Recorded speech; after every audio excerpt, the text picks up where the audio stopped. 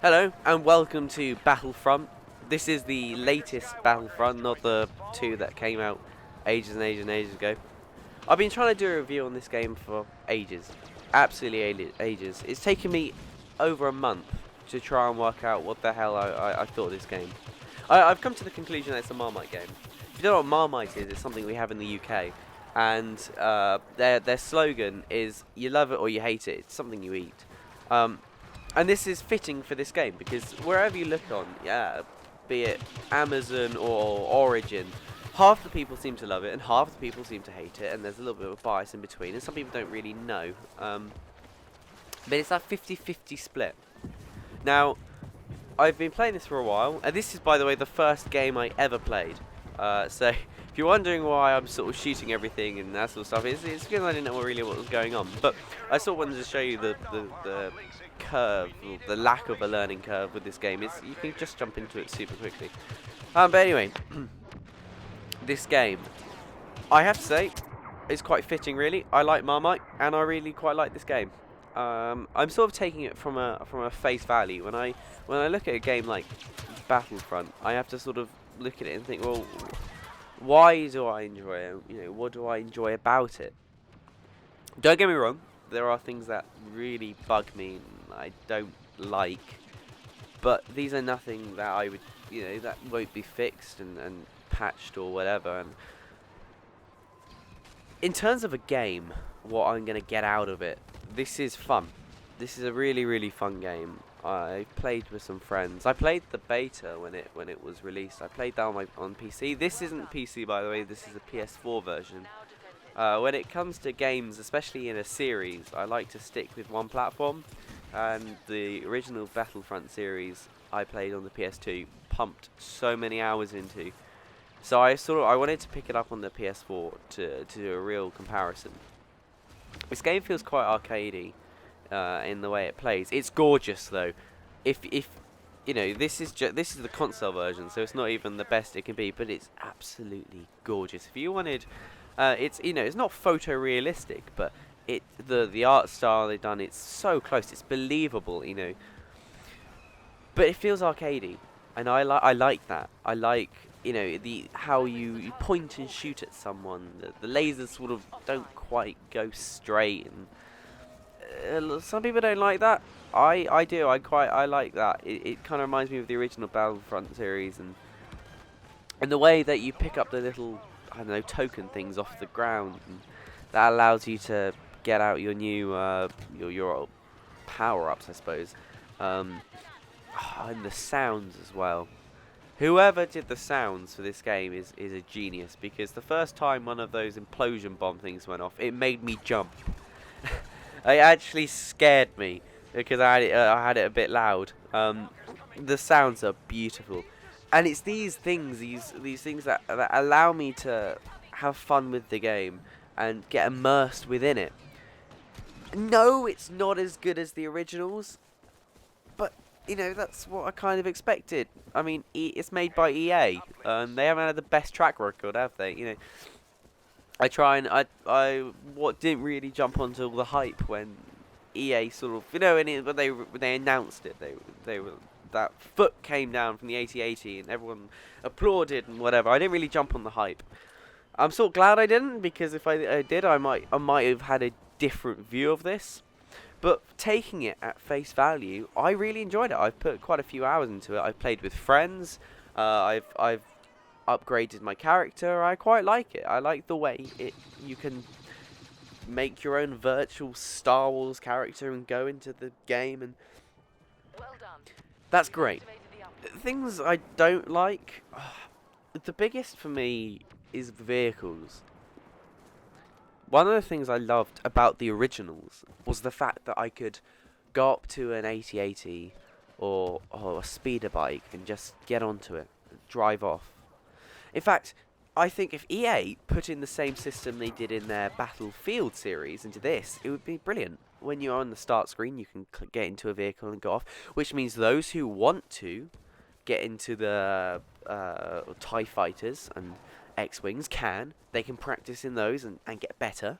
And those who want to get into tanks can, without having to worry about running in front of the enemy and picking up these vehicle tags to try and get into it. And then, chances are there's someone better. And, that element of odd risk of, running into the battle to pick up those tokens to get into the vehicles, it just doesn't... I don't quite understand where they were going with that. I can understand the ones for the the turrets, the ones you can put down. I understand that. These are power-ups. If you want the power-up, you gotta you gotta take the risk and you gotta try and get to it. That's fine. But I think with something like Star Wars, where these fancy vehicles and big machines are so prominent in the films, that by limiting who can get into them and who uses them, I think it takes away from the overall experience. That feeling of there's someone in a TIE fighter or an X-Wing above you who really knows what they're doing and can help you out. That's an amazing feeling. Or the fact that when you get into a tank and it's a competent driver and isn't just someone who's just randomly bumbled their way into a tag. That's the kind of stuff I like, and that's something they've done really well in their Battlefield series. But they didn't, and that's one of the really. And I don't know what they can do in the future. I mean, I think a lot of people were saying that they didn't like the fact it felt like half a game. I don't know if I've just come into it quite late, because I didn't buy it immediately. I refused to pay the price that they wanted, £50. No, I don't pay that for the best games, let alone, just a Star Wars game.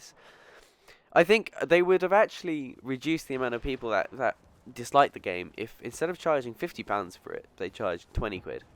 When this game goes down in price, I think a lot of people, those who paid a lot more for it will be very angry, but those who pick it up cheap will enjoy it, because I think it is worth 20 quid.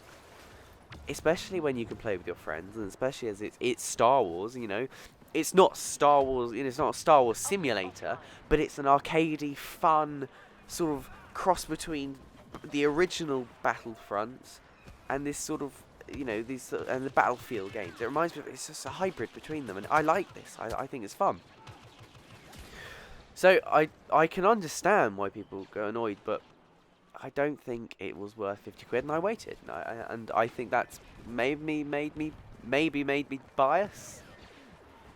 But it's great, and I've had so much fun with it.